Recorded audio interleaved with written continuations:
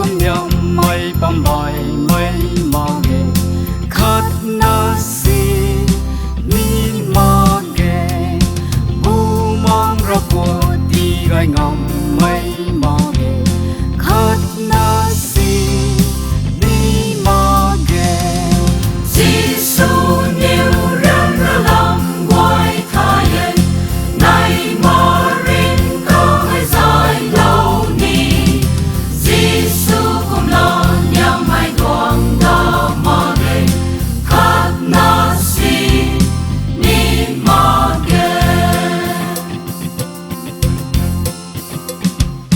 Giêsu cũng là thang mây tuồng đó mò ghê khát na si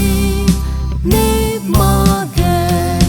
Giêsu cũng là giang mây tuồng đó mò ghê khát na si ni mò ghê Giêsu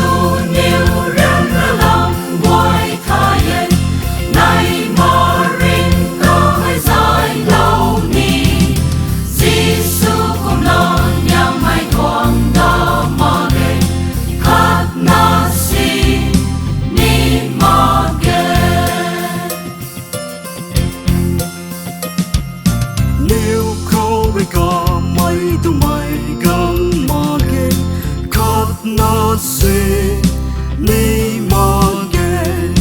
thì nơi là ngom lót mây gì